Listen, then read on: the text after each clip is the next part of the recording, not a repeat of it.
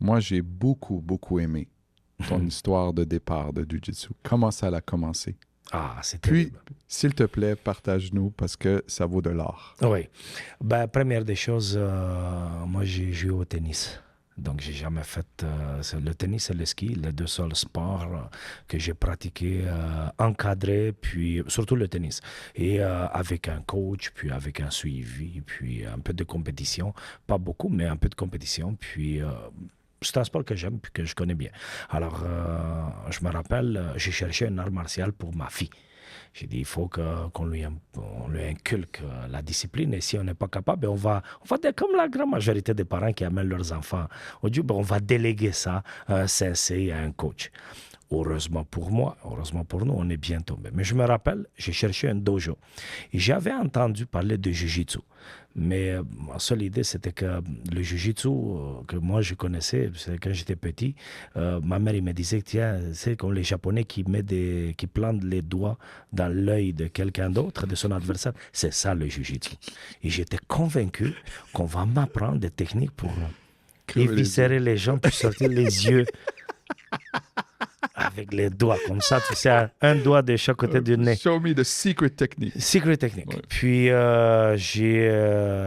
j'étais au centre commercial Rosemère, puis je vois notre coach, il faisait une présentation, puis c'était très spectaculaire et tout ça. J'ai pris une carte d'affaires que ma femme a perdue. Bien évidemment, c'est ma femme la responsable. C'est elle qui a mal fait.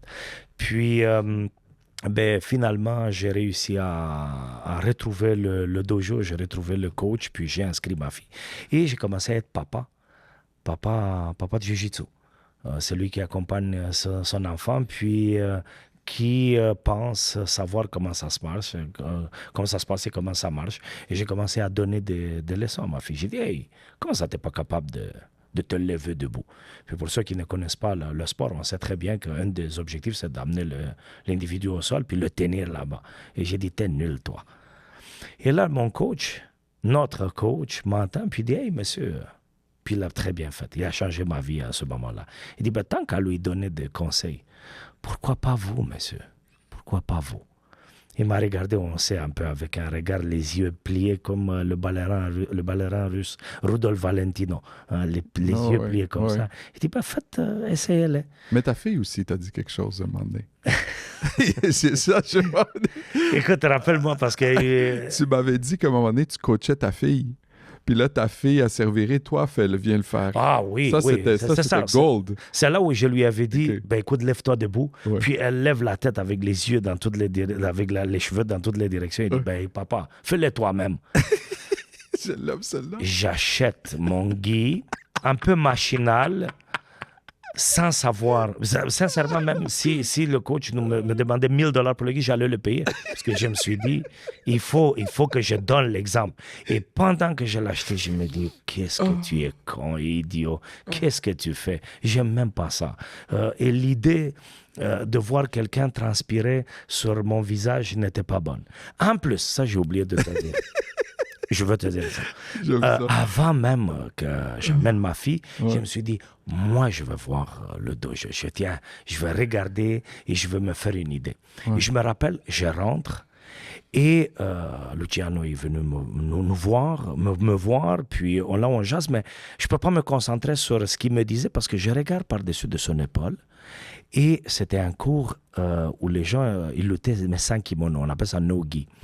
Puis je vois deux hommes, et qui se faisaient comme des câlins, comme ça, ils se plaquaient au mur. Et il y en a un d'eux qui était habillé avec un habit comme ça, un lycra, puis qui ressemblait à un costume. Oui. Et pendant que Luciano m'expliquait un peu l'horaire, comment ça passe, et à quel point ça va changer ma vie, puis que c'est intéressant pour les enfants, je me dis, mais de l'autre côté, il y a deux hommes qui se tiennent comme ça, habillés comme des patineurs de vitesse. Je me dis, comment je vais expliquer ça à ma femme, que je vais amener ma fille ici et faire ça. The place to be. Oh my God, j'étais tellement gêné. Je me suis dit non. J'arrive à la maison, puis j'ai dit, écoute, c'est extraordinaire. Il faut voir, c'est la masculinité comme ça, c'est dur. Puis, tu vas voir, on va transformer notre fille, va être incroyable. Et quand j'ai acheté mon kimono, c'était exactement la même histoire. Je me suis dit, qu'est-ce que tu es en train de faire? Mais pourquoi? Ma vie était tellement belle, tout allait bien, j'ai réussi bien à mon travail. Pourquoi faire ça? Mon premier cours, je sais, je me suis habillé à la maison, j'ai mis la ceinture blanche qui vient avec, tout ça. Sincèrement, je pensais que j'étais transformé, un super-héros. Et d'ailleurs, on l'est en faisant des choses qui nous sortent de notre confort habituel, terne et plate. On l'est, on le devient. Ça s'appelle le jiu-jitsu ou autre chose.